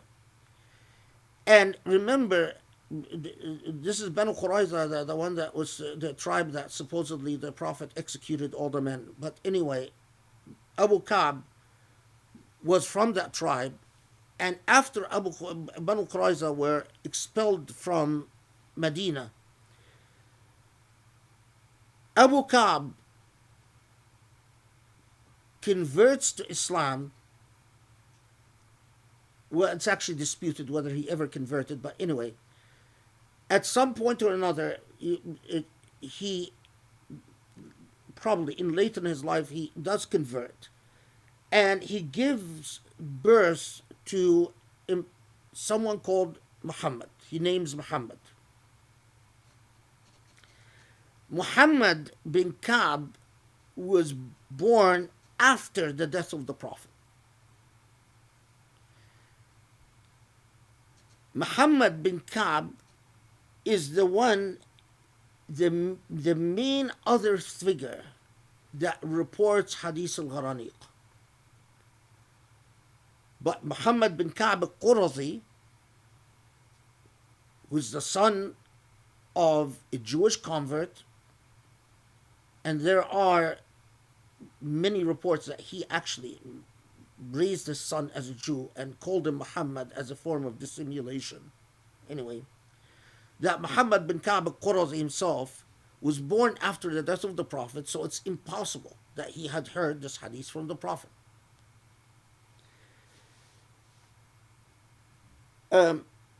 The only other path is Ibn Sa'ib al-Kalbi reports that he heard Hadith al-Gharaniq from Ibn Abbas. But the problem is Ibn Sa'ib al-Kalbi was a known liar and a known fabricator of hadith.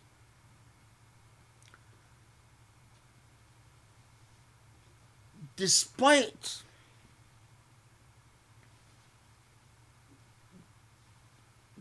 all the genesis of this riwayah, because I've spent a considerable amount of time going over not just the material, but even the material that Shihab Ahmad cites in his dissertation, because back then also we were very close friends and I used to read drafts of his dissertation, and anyway, it's a long bygone life.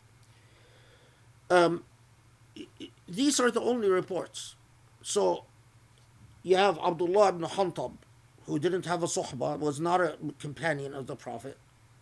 You have Muhammad bin Qab al-Qurazi, who very big questions about his motives in circulating this tradition.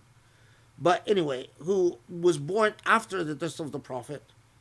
and a well-known fabricator of hadith like Ibn Sa'ib al-Kalbi. From that genesis, although contrary to what Shihab Ahmad claims in his dissertation, that early Muslim jurists accepted the authenticity of this report, the only Tabari reported it, this riwayah, from Muhammad bin Qab al-Qurazi without authenticating it. And Tabari did not authenticate reports. So, and Tabari actually, we don't, criticism of Hadith al-Gharaniq Hadith al-Gharaniq was rejected in the Shia tradition from the get-go, never accepted.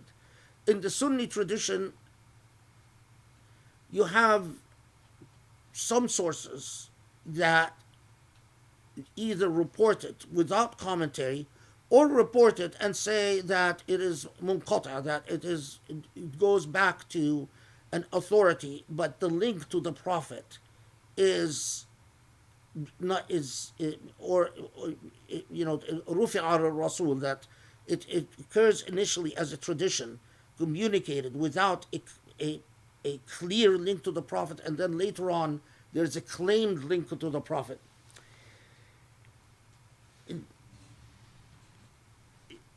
Clearly, I mean, if you then review later authorities from, al-Baghawi or al-Razi or all the tafsir, there is a unanimous rejection of the authenticity of the satanic verses. Now, so that is why I say that historically, it would have the very expression ayat al-shaytaniyah is a modern expression. It was known as Hadith al-Gharaniq, and you would read in source after source after source that Hadith al-Gharaniq is a fabrication and has no basis, and that it contradicts the express revelation of the Quran itself. Plus,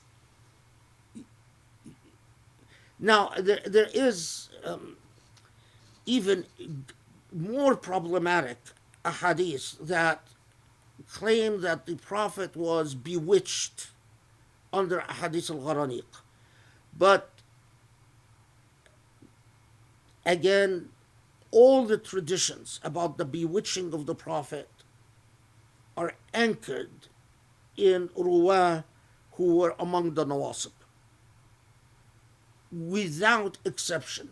That they were ruwah that, and Hassan Farhat al-Maliki is absolutely right about this, ruwah who, although converted after the Fatah, their loyalty and fidelity to the Islamic belief, to the Islamic faith, is doubtful, and their desire to the role they played in circulating hadiths that are unbecoming, that are degrading towards the Prophet ﷺ, is a very big topic and another open matter. Okay.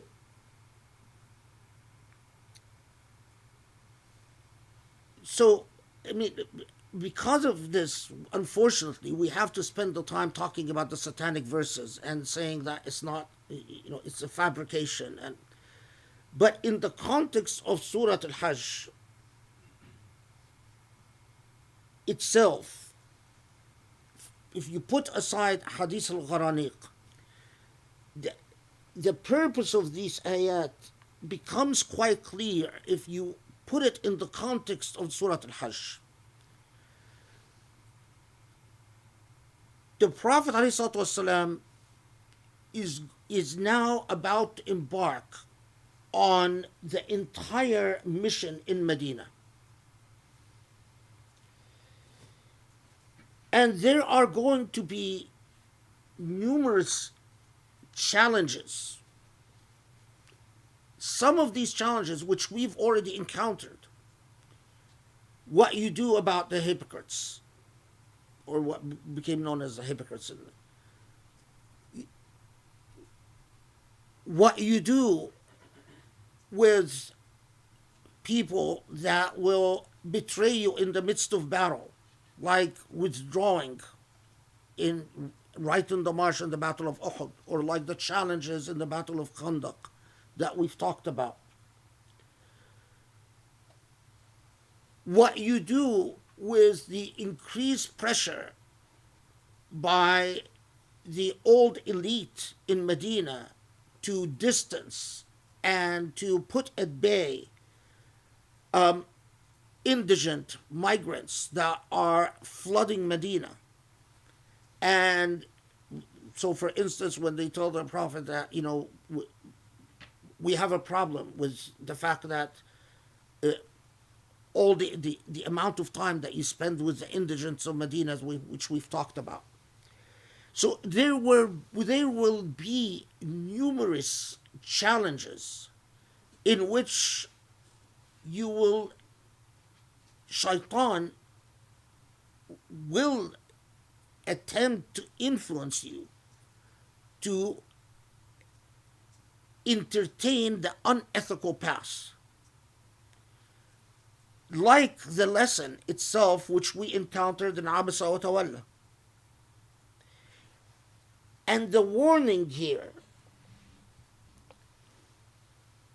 from Allah subhanahu wa ta'ala is that Allah is with you, that Allah will in fact help you against Shaitan.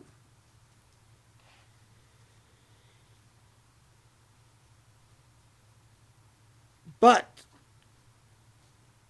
the ideas, the aspirations, the sentiments that you will be able to overcome with Allah's aid are going to be a fitna for those whose faith is weak.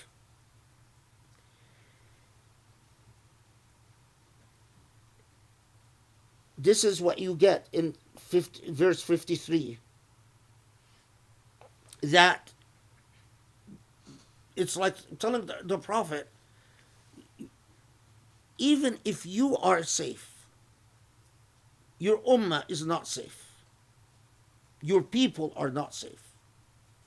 These ideas that will challenge what you are charged with accomplishing in Medina,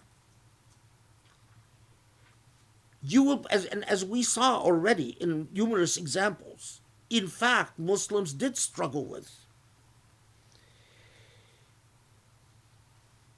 Now, see 54. ليعلم الذين أوتوا العلم أنه الحق من ربك فيؤمنوا به فتخبت له قلوبهم وإن الله لهادي الذين آمنوا إلى صراط مستقيم. So,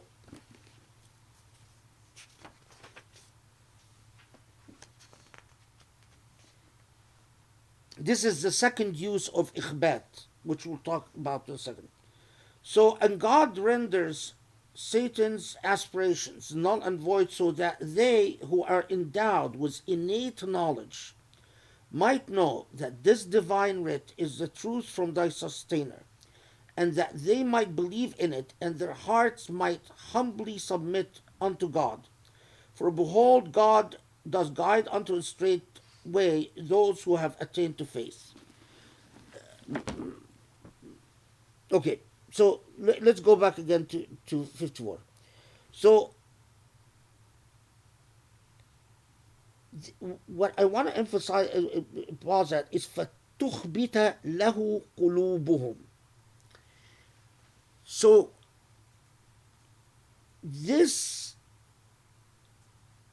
there are those that are going to be tested by the type of temptations that comes by satanic temptations, by deviant temptations, by the temptations that normally corrupt power and corrupt justice and corrupt an ethical mission of al-amr bil ma'ruf wa nahy anil munkar.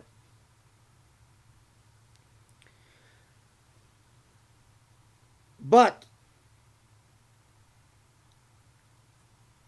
those who are capable of true humility before their Lord, again, that concept of ikhbat,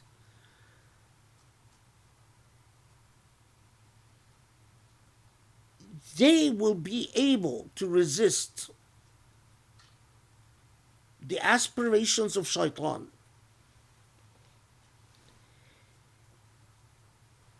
They will be able to go along with you in the pursuit of a sirat al-mustaqim, of the straight path.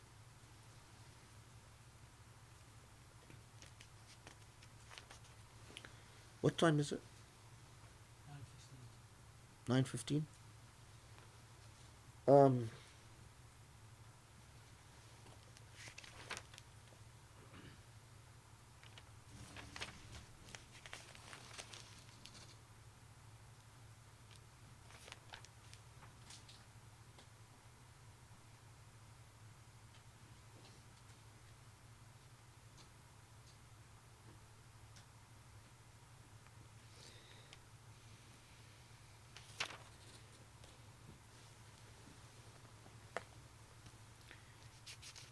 We are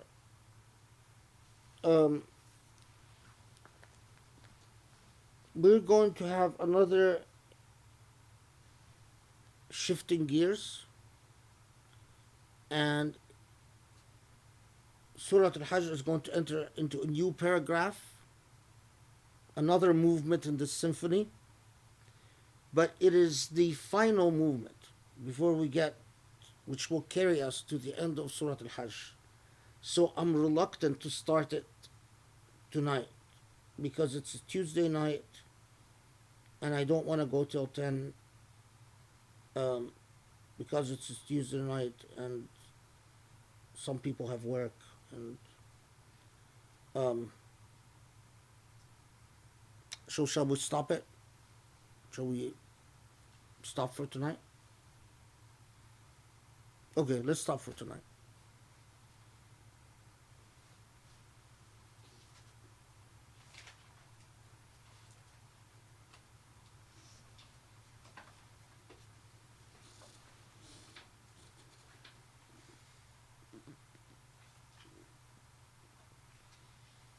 Yeah, just bear with me because when you when you get when we get to that final movement, the message of Surah Al-Hajj is mind-boggling.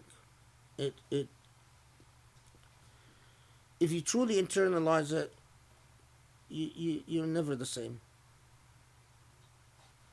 Thank you, Sheikh, as if it hasn't already been incredibly mind-blowing up until this point. It's so beautiful at so many levels. And like we were talking at the break about how like this message just works so, in tandem. I think Joe's point, like even with like Surah Baqarah and the whole message of there are no chosen people, and this message really, or this surah really hammers home the idea that it's about ethics and it's about justice. And even in the conversation that we had with my two convert friends, the idea of this primordial connection to God, which I think even Joe made the point that it's not really about convert versus heritage Muslim. At some point it becomes really about sort of like mulk malakut, primordial versus social. I mean, it's really about the ethics and the commitment to justice and God's message, and it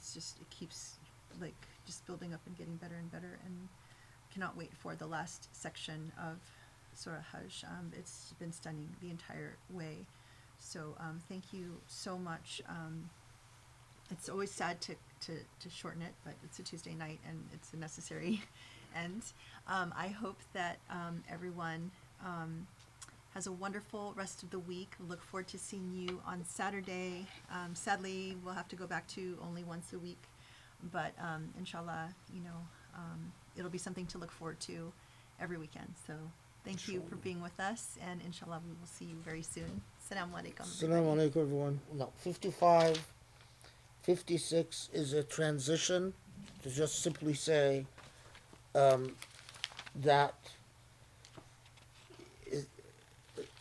this struggle is going to the struggle between good and bad and right and it's going to continue forever. There's never going to be an end to it, and then it gets to the main like shifting gear of talking about the hijrah. That's an incredible way to start. Yeah. I'm looking forward to that. But it is like it is like saying you're in that journey from your persecution to your permission to fight to your hijrah to your entire journey is like you are journeying to your primordial home. There is the journey that we all take to Hajj, but that journey itself is symbolic to a core journey that we are always engaged in. We can either choose for our life to be a journey for the ultimate abode, the abode of the divine, or we can choose our life to be a journey to nothing.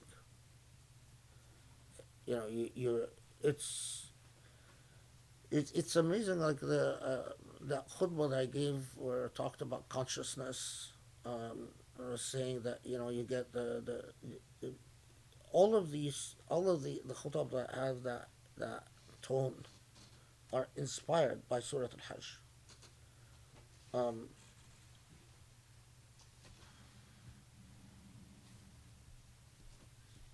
It was like, where are you going? And you decide. I mean, ultimately, either you acknowledge that this journey has a destination, or you like say, I'm just journeying into oblivion, into a bottomless pit of nothingness, from darkness to darkness.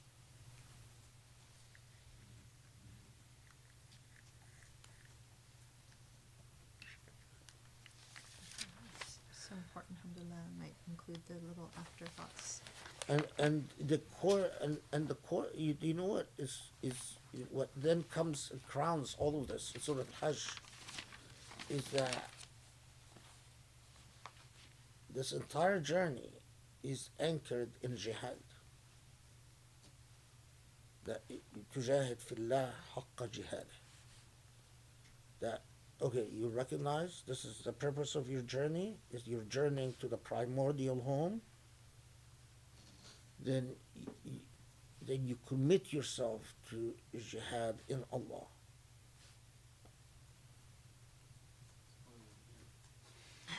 Huh? What did you say? Spoiler alert. Oh yeah, that's a spoiler. That's